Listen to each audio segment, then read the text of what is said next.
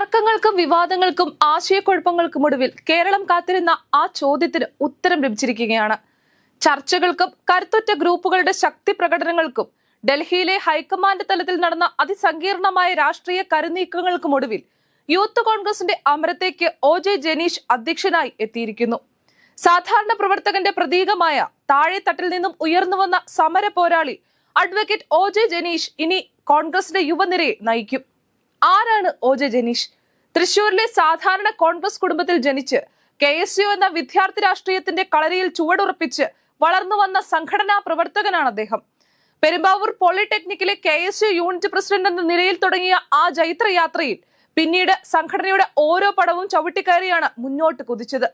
മാള നിയോജക മണ്ഡലം പ്രസിഡന്റ്, തൃശൂർ ജില്ലാ വൈസ് പ്രസിഡന്റ്, ഒടുവിൽ KSUവിന്റെ തൃശൂരിലെ അമരക്കാരൻ എന്നീ പദവികളെല്ലാം വഹിച്ചു.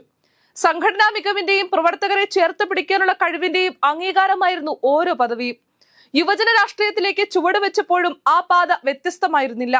യൂത്ത് കോൺഗ്രസ് കൊടകര നിയോജക മണ്ഡലം വൈസ് പ്രസിഡന്റായും പിന്നീട് തൃശൂർ ജില്ലാ പ്രസിഡന്റായും ജനീഷ് തന്റെ സംഘാടക മികവ് തെളിയിച്ചിട്ടുണ്ട്.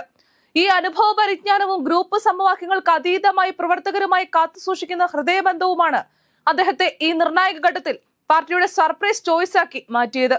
യൂത്ത് കോൺഗ്രസ് തെരഞ്ഞെടുപ്പിൽ ഏറ്റവും കൂടുതൽ വോട്ടുകൾ നേടി രണ്ടാമതെത്തിയ സ്വാഭാവികമായും അധ്യക്ഷനായി വരേണ്ടിയിരുന്ന അബിൻ വർക്കിയെ പിന്തള്ളിയാണ് AI ഗ്രൂപ്പുകളെയും KC വേണുഗോപാൽ പക്ഷത്തെയും ഒരുപോലെ തൃപ്തിപ്പെടുത്താനുള്ള ഒത്തുതീർപ്പ് ഫോർമുല രാഹുൽ മാങ്കൂട്ടത്തിന്റെ രാജിക്ക് ശേഷം നടന്നത്.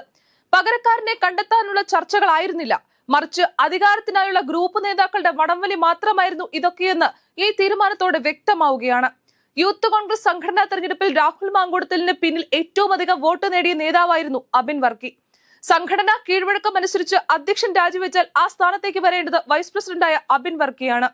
I ഗ്രൂപ്പിന്റെ ശക്തരായ വക്താവും പ്രവർത്തകർക്കിടയിൽ വലിയ സ്വാധീനവുമുള്ള അബിനെ അധ്യക്ഷനാക്കണമെന്നായിരുന്നു ഗ്രൂപ്പിലെ ഭൂരിപക്ഷ അഭിപ്രായം. എന്നാൽ കോൺഗ്രസിനുള്ളിലെ അധികാര സമവാക്യങ്ങൾ മറ്റൊന്നായിരുന്നു. മുൻപ് ദേശീയ തലത്തിൽ പദവി വാഗ്ദാനം ചെയ്യപ്പെട്ടപ്പോൾ കേരളത്തിൽ തന്നെ പ്രവർത്തിക്കാനാണ് താല്പര്യമെന്ന് തുറന്നു പറഞ്ഞ അബിൻ വർക്കിയെ ഇപ്പോൾ അതേ ദേശീയ പദവി നൽകി ഒതുക്കി എന്നാണ് വാസ്തവം.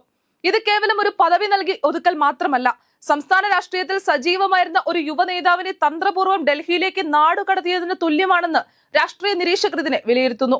പ്രവർത്തകരുടെ പിൻബലത്തേക്കാൾ ഗ്രൂപ്പ് തലവന്മാരുടെ താല്പര്യങ്ങൾക്കാണ് കോൺഗ്രസിൽ വിലയെന്ന് ഈ സംഭവം അടിവരയിടുന്നു. ഗ്രൂപ്പുകൾക്ക് അതീതനായി പ്രവർത്തകർക്കിടയിൽ സ്വീകാര്യനായ ഒ.ജെ. ജനീഷിനെ പ്രസിഡന്റ് ആക്കിയതിലൂടെ സംഘടനയ്ക്ക് ഐക്യത്തിന്റെ സന്ദേശം നൽകാനും ഒരു രണ്ടാം നിരയെ വാർത്തെടുക്കാനും ഈ തീരുമാനത്തിലൂടെ കഴിയും. ചുരുക്കത്തിൽ യൂത്ത് കോൺഗ്രസിലെ നേതൃമാറ്റം പാർട്ടിക്കുള്ളിലെ ഒരു സാധാരണ നടപടി എന്നതിനപ്പുറം കോൺഗ്രസിന്റെ പുത്തൻ രാഷ്ട്രീയ ദിശാബോധത്തിന്റെ വ്യക്തമായ തെളിവാണ്. ഒ.ജെ. ജനീഷ് എന്ന ജനകീയനായ നായകന്റെ കീഴിൽ പുതിയ ഊർജവുമായി ഐക്യത്തോടെയും ആവേശത്തോടെയും പുതിയ രാഷ്ട്രീയ പോരാട്ടങ്ങൾക്ക് യൂത്ത് കോൺഗ്രസ് തയ്യാറായി കഴിഞ്ഞു.